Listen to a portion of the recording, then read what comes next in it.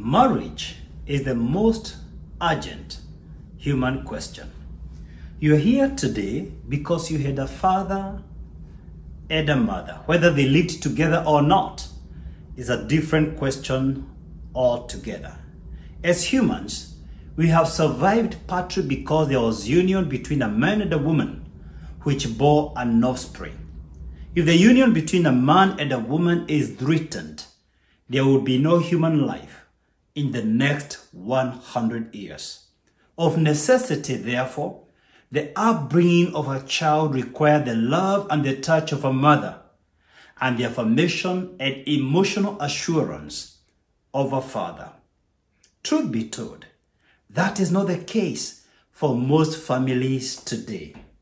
Currently, 50% of families in the US end up in divorce, according to the United States Census Bureau.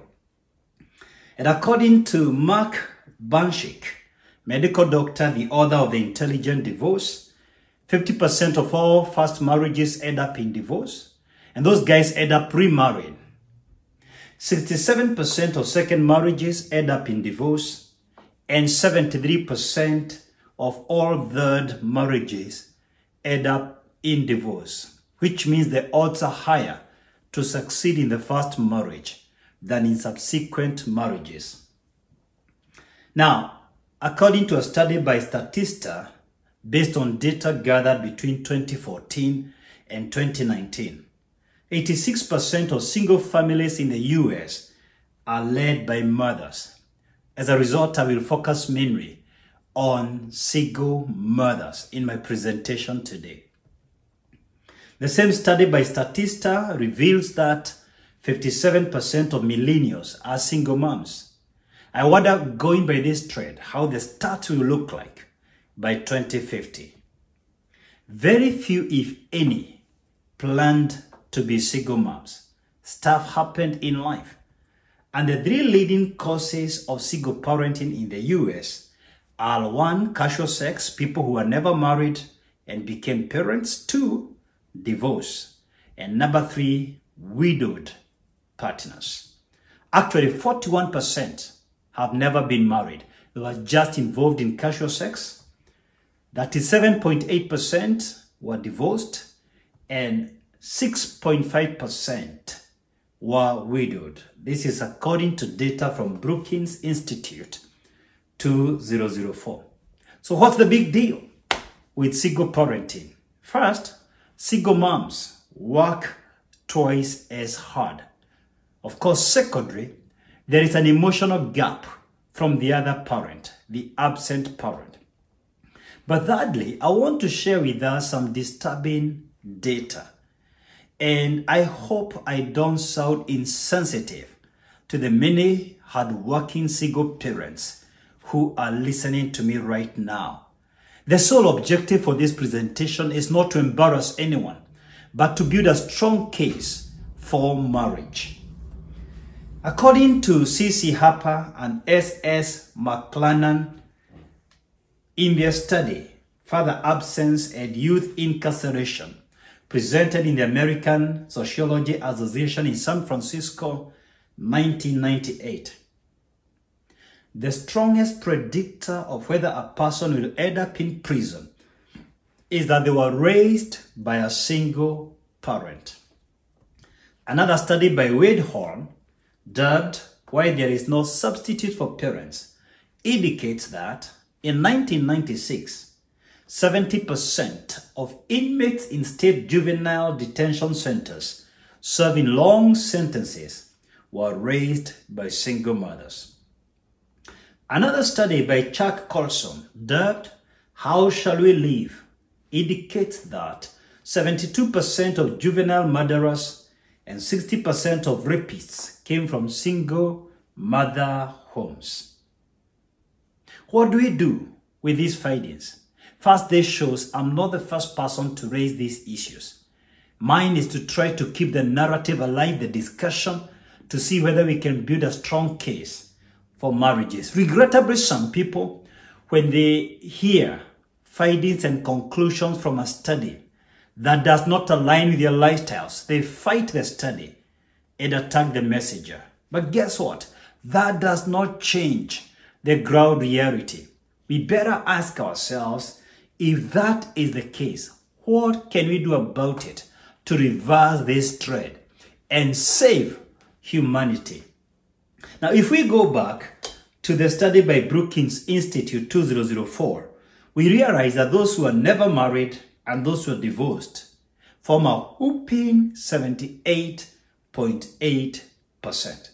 While there is little we can do about those who are single parents because they lost a loved one, there is something we can do about casual sex and divorce.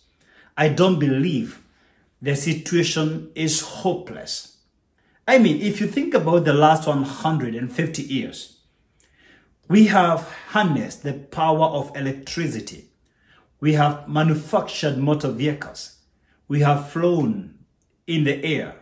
We have gone into space. We have dived into the deep sea. We have defeated pandemics like polio, among others. We have connected the world through the internet. Communication has never reached this level in the history of mankind. I think if we all come together, we can make homes better than they are right now.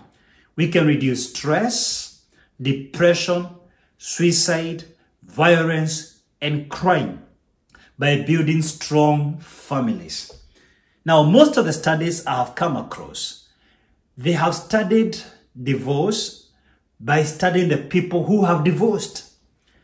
Now, I have been a marriage speaker and counselor for the last 15 years. And people write to me from different countries around the world. And I decided to analyze the common denominators among the successful marriages, just to find out what works in stable families, in strong families. And I came across many factors, but I want to share with us the three, in my opinion, most critical pillars for strong families. I was also curious to note that in India, only 1% end up in divorce, according to a study, an article written by Mark Machalani, published in Unified Lawyers in 2017. Just imagine, 1% of Indians end up in divorce. And I want to propose three things we can do, three strong pillars to build strong marriages. Number one, leadership. The buck must stop with the man. Period. We know that the buck stops with the head of state in every country. President Lee transformed Singapore in 3 decades from a third world economy to a first world economy. The Maktoum family transformed Emirates from a poor country to a first world country in 3 decades.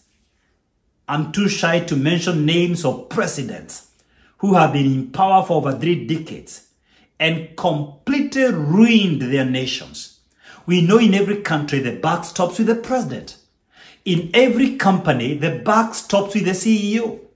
The CEO cannot take credit when the figures go up, the company's profitability, and then blames the employees, the board, suppliers, government policies when the company goes to the dogs. We know when a company performs, the CEO takes credit.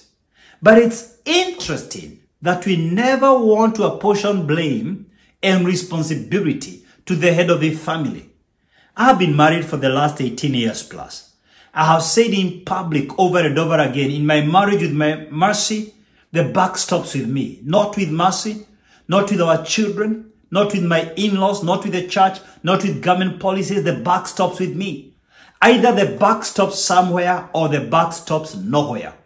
So we have tried to build a narrative about his role and her role, and that's where we are getting it wrong. When I talk like that, guys ask me, what if she doesn't support you and she frustrates your effort? That's not true. Every man, every woman wants to succeed in family. No one begins a marriage with the intention of failing. The most natural response by a woman is to support a man who is a leader. In India, they have a Hindu philosophy. One man, one woman for life. So Indian men have to find a way to ensure their marriage works. And that's what I'm proposing right now. The buck must stop with the man for the leadership and the success of his marriage. Number 2, sex. The direct cause of parenting is sex. And I want to invite you to study any culture 200 years ago. You may agree with me, no culture entertained casual sex. Some cultures, some religions believe in polygamy, but that's not casual sex. My definition of casual sex is any sex outside marriage, whether it's premarital sex or extramarital sex, so long as it's not with your committed life partner. That's casual sex. Now here in the US, we are training children safe sex. Safe sex may protect them from pregnancy and HIV/AIDS, but not from heartbreak and marriage breakdown. Casual sex compromises trust, the foundation upon which marriage is built.